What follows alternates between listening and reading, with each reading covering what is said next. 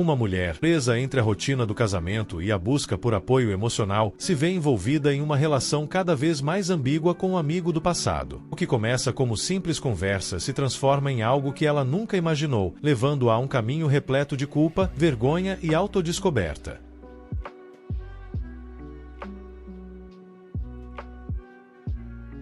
Esposa traidora. Teve um colapso total ao ver meu perfil de namoro e perceber o que estou ganhando. Há 11 anos, um amigo estava me enviando mensagens como um amigo e eu deixei a conversa se tornar amigável demais. Eu disse ao meu marido que não mandaria mais mensagens para ele. Eu o via no futebol e apenas conversava com seus amigos. Ele sabia que eu estava grávida da minha filha e perguntava como eu estava indo. Cerca de um ano atrás, comecei a ter conversas mais amigáveis com esse amigo pelo WhatsApp. Nada era flertante ou inapropriado naquele momento e eu não excluía as mensagens. Eu o via ocasionalmente no futebol ou em eventos sociais, como casamentos de amigos, e apenas colocávamos o papo em dia sobre a vida. Perguntas sobre outros amigos em comum pareciam normais. Alguns meses depois, as mensagens começaram a se tornar mais flertantes e eu gostava da atenção. Às vezes, ligávamos um para o outro para saber como estávamos. Eu excluía as mensagens e as chamadas. Eu me sentia culpada, mas honestamente, sentia que alguém entendia minha ansiedade e que eu não tinha o estresse dos filhos ou da vida cotidiana que tinha com meu marido. Ele começou a perguntar sobre o meu relacionamento. Eu admiti que não estava feliz com a maneira como as coisas estavam indo, mas que ainda amava meu marido e queria focar no casamento. Ele parecia me apoiar nisso. Havia semanas em que meu marido não estava sendo legal comigo, ou eu estava tendo uma semana ruim, e meu amigo perguntava como estavam as coisas entre nós. Eu mentia e dizia que estava pior do que realmente estava, para obter apoio, porque sentia que não tinha nenhum em casa. Eu dizia coisas que sabia que me dariam a validação de que precisava, que me importava com o apoio dele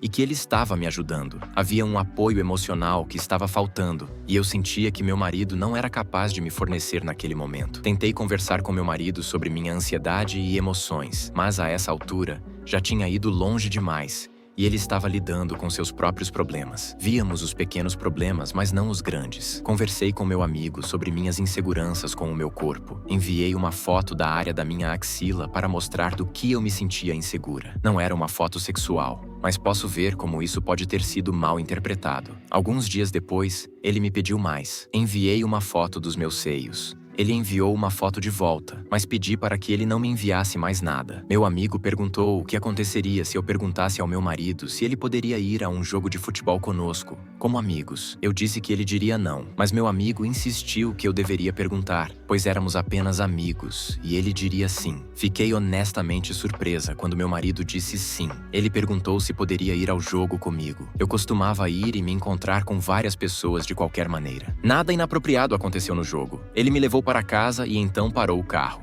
Ele perguntou se podia me tocar. Eu disse não. Continuamos conversando um pouco sobre meus problemas e eu me senti apoiada. Então, quando ele tocou meus seios novamente, eu deixei acontecer. Eu não estava feliz. Senti uma culpa imensa, mas não parei. Ele perguntou se eu poderia tocá-lo. Eu disse não, mas novamente senti que perderia o apoio dele se não o fizesse. Então, fiz isso e tentei acabar com aquilo o mais rápido possível. Não senti nenhuma conexão ao desejo. Eu me senti tão culpada e envergonhada. Disse a mim mesma que era mais forte do que isso.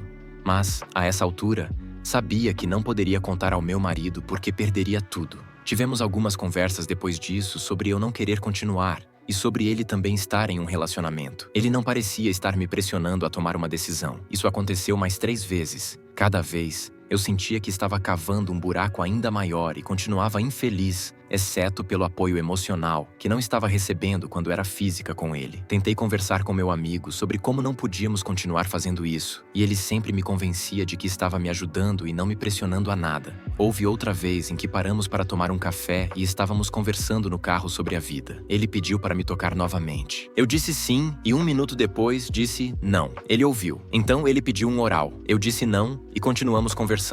Honestamente, não sei o que ele disse para me convencer, mas eu estava aterrorizada depois. Não era assim que eu queria que minha vida fosse. Sei que gostava do apoio e da validação, mas senti que tudo saiu do controle. Não sabia que era possível se sentir tão culpada e, ao mesmo tempo, um pouco apoiada. Era mais fácil tentar ignorar a culpa e focar no apoio que estava recebendo. Tentei encontrar outras maneiras de sentir aquela felicidade, Mas nada substituía o sentimento que eu buscava. Ele me disse que tinha sentimentos por mim, mas que não queria ferrar meu casamento. Eu sabia que isso não fazia sentido, porque tudo o que estávamos fazendo já estava ferrando meu casamento. Eu tinha medo de contar ao meu marido o que estava acontecendo, porque sentia que seria gritada, machucada, expulsa. Sentia que nunca seria boa o suficiente novamente. Queria ser uma boa esposa, mas no fundo, sabia que já tinha ferrado tudo. Não houve beijos, sexo ou qualquer outro tipo de toque que parecesse íntimo demais para mim. Eu me sentia mal só de pensar nisso. Eu queria ter sido mais forte para dizer não e manter minha decisão nas vezes anteriores.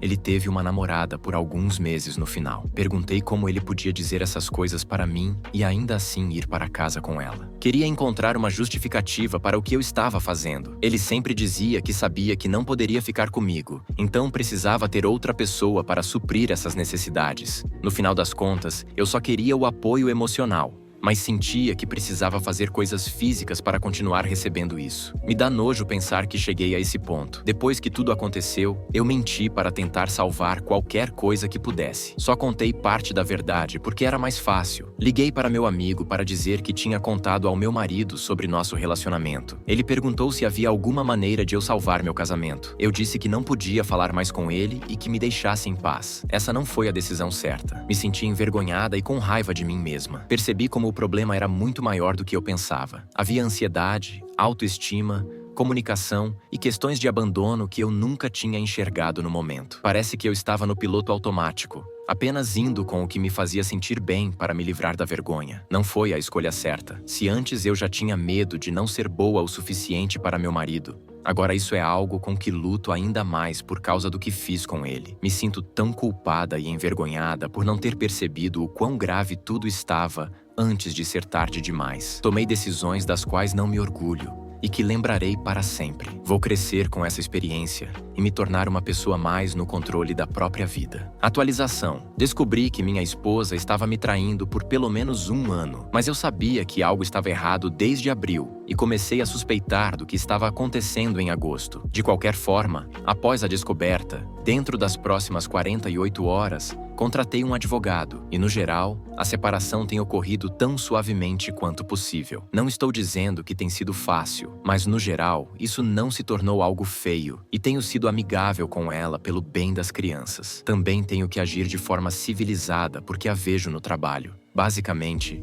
tenho que aceitar isso e ser um homem diante da situação. De certa forma, isso pode até me ajudar a me curar mais rápido. Se eu não puder alimentar o ódio, talvez eu consiga seguir em frente mais cedo. Essa é a esperança. Logo após o Natal, ela quis voltar para mim e se jogou em cima de mim. Honestamente, eu estava considerando a possibilidade. Minha cabeça estava em um lugar estranho. Sempre a amei profundamente. O fato de eu ter sido privado de afeto por um longo tempo e, de repente, ela estar me dando toda ali a atenção, mexeu com minha mente. Dei a ela condições e limites sobre como poderíamos fazer a reconciliação funcionar. Foi assim que consegui a confissão dela na minha postagem anterior. Era uma das minhas condições. Estou feliz por não ter cancelado a separação com meu advogado durante tudo isso. Cerca de 1 semana depois de viver nesse estado confuso, despertei e percebi que isso nunca daria certo. Comprometer-me mentalmente a deixá-la foi difícil, mas é a escolha certa. Enfim, avançando para esta semana. O advogado já tem os papéis redigidos e prontos para revisão, e o dia da mudança dela está se aproximando. Ela tem se mantido relativamente calma sobre tudo isso. Há dias em que vejo que ela está lutando com isso. Sei que ela não quer se mudar para um apartamento. Sei que ela quer que eu a aceite de volta. Acho que ela está percebendo o quanto eu fazia pela casa, pelas finanças, etc. Mas, no geral, ela tem lidado com tudo isso de maneira calma e controlada. Não tem havido muitas lágrimas ou drama da parte dela. As únicas vezes em que a situação esquenta é quando percebo que ela está mentindo para as pessoas ou contando uma versão suavizada da verdade sobre por que estamos nos separando. Isso me faz perder a paciência. Estou cansado das mentiras dela. Você fez isso, tomou suas decisões, agora precisa arcar com as consequências. Eu trabalho com muitas dessas pessoas. De jeito nenhum vou permitir que elas acreditem que estamos nos divorciando porque eu fiquei com ciúmes de algumas mensagens mensagens de texto. Para me proteger, venho gravando todas as nossas conversas com o aplicativo de gravação de voz no meu celular.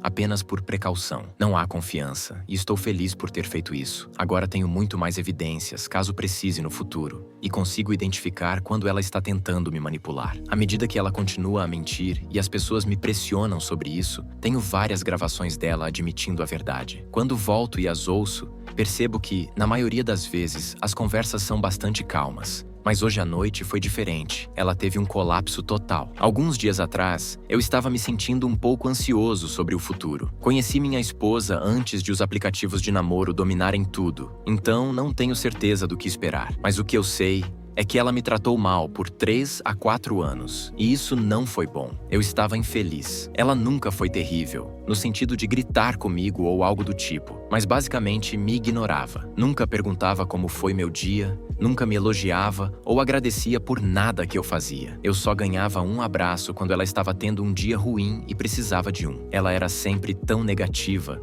como uma vampira emocional. A intimidade entre nós era muito baixa, obviamente. Basicamente, eu recebia o mínimo do mínimo dela. Falei com ela sobre isso muitas vezes, e ela sempre dizia que eu era um marido e pai incrível, que ela só estava em um momento estranho. Então, ela fazia um esforço simbólico por 1 ou 2 semanas e voltava ao mesmo comportamento. É isso que chamam de breadcrumbing? De qualquer forma, depois de 2 anos desse comportamento, eu também comecei a me desligar. Nunca tanto quanto ela. Eu ainda a elogiava e perguntava sobre seu dia, mas ainda assim, estava sendo usado como capacho e não conseguia evitar. Me afastei emocionalmente e parei de estar tão disponível para ela. Nem percebi que estava fazendo isso até agora, em retrospecto. Talvez, quando comecei a me afastar também, isso a tenha levado a começar um caso. Algo para eu considerar no futuro. Eu a amava, mas, de certa forma, sua traição foi um alívio. Caso contrário, eu nunca teria ido embora. Amava minha família demais para isso. Mas agora posso partir sem me sentir o vilão da história. Dizer que o dia da descoberta do caso doeu é um eufemismo do século. Mas, honestamente,